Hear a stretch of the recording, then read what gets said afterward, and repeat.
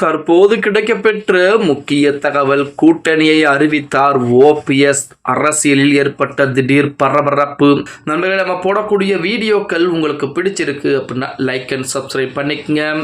2026 தேர்தலை பொறுத்த வரைக்கும் அதிமுக பாஜக கூட்டணி என்பது உறுதியாகிவிட்டு, அந்த பாஜக கூட்டணியில் ஓபிஎஸ் இணைவாரா இல்லை வேறொரு கட்சியுடன் கூட்டணி என்பது வைக்கப் போகிறாரா?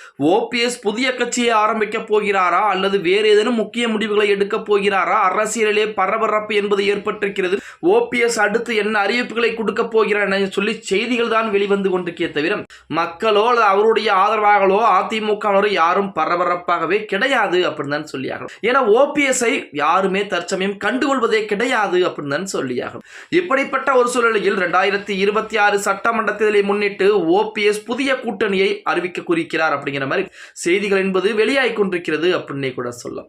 பன்னீர்செல்வம் தனது அடுத்த கட்ட அரசியல் நகர்வு குறித்து முக்கிய அறிவிப்பை வெளியிட இருக்கிறாராம். எடப்பாடி பழனிசாமி தலைமையிலான அதிமுக பாஜக கூட்டணியில் தமக்கு இடமில்லை என்பது உறுதியான நிலையிலே ஓபிஎஸ் தற்போது நடிகர் விஜயின் தமிழக வெற்றி கழகத்துடன் கூட்டணி அமைப்பது குறித்து தீவிரமான ஒரு பேச்சுவார்த்தையில் ஈடுபட்டுக் கொண்டிருக்கிறாராம்.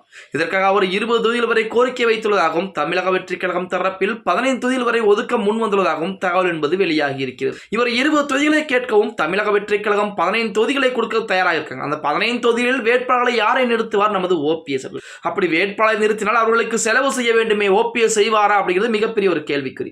மறுபுறம் ஒருமித்த கருத்துள்ள கட்சிகளுடன் கைகோர்க்க தயார் என்று ஓபிஎஸ் மற்றும் திமுக அல்லது தமிழக வெற்றி கழகம் ஆகிய 2 வாய்ப்புகளில் எதை தேர்ந்தெடுப்பது என்பது குறித்து தனது ஆதரவாளர்கள் ஆலோசித்து வருகிறாராம். எனினும் அதிமுகவின் அடையாளத்தை தக்க வைத்துக் கொள்ளவும் தென் மாவட்டங்களில் தனது செல்வாக்கை நிரூபிக்கவும் விஜயின் தமிழக வெற்றி கழகத்துடன் கூட்டணி அமைப்பதற்கு அவர் அதிக ஆர்வம் காட்டியுள்ளதாக கூறப்படுகிறது. தை பிறந்தால் வழி பிறக்கும் என அவர் நம்பிக்கையுடன் தெரிவித்த நிலையிலே பொங்கல் பண்டிகைக்கு பிறகு தனது அதிகாரப்பூர்வமான முடிவை ஓபிஎஸ் அறிவிக்க இருக்கிறார். அந்த முடிவு என்பது தமிழக வெற்றி கழகம் விஜய் கட்சியில் தான் கூட்டணிக்கு இணைய போகிறார் அப்படிங்கிற முடிவுகளை நமது ஓபிஎஸ் எடுத்திருக்கிறார் அப்படிங்கிற செய்திகள் என்பது வெளியாகி இருக்கு.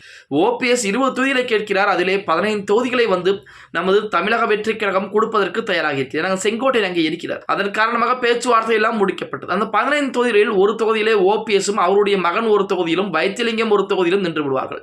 மீதம் இருக்கக்கூடிய 12 தொகுதிகளில் வேட்பாளரை யாரை நிறுத்துவார்? அப்படி வேட்பாளரை நிறுத்தினால் அவர்களுக்கு ஓபிஎஸ் செலவு செய்வாரா? அதாவது ஓபிஎஸ்ஐ பொறுத்த வரைக்கும் மிகப்பெரிய ஒரு டாட் ஒன்று இருக்கிறது. அதாவது எப்படின்னா, ஓபிஎஸ் அவருடைய குடும்பத்துக்கு மட்டும்தான் செலவுகளை செய்வார். மற்ற தொண்டர்களுக்கோ யாருக்கும் எந்த விதமான செலவுகளையும் செய்ய மாட்டார் அப்படின்னு சொல்லி ஒரு காலத்திலே கூட பேச்சுகள் எல்லாம் அடிபட்டு கொண்டுதான் இருந்தது. இப்படிப்பட்ட ஒரு சூழ்நிலையிலும் ஓபிஎஸ் அடுத்து என்ன செய்ய போகிறார்? தமிழக வெற்றி கழகத்துடன் கூட்டணி என்பது வைத்தால் மட்டும் அவர் வெற்றி வாய்ப்பு என்பது அதிகமாக இருக்குமா அப்படிங்கிறது பொறுத்துதான் பார்க்க வேண்டும்.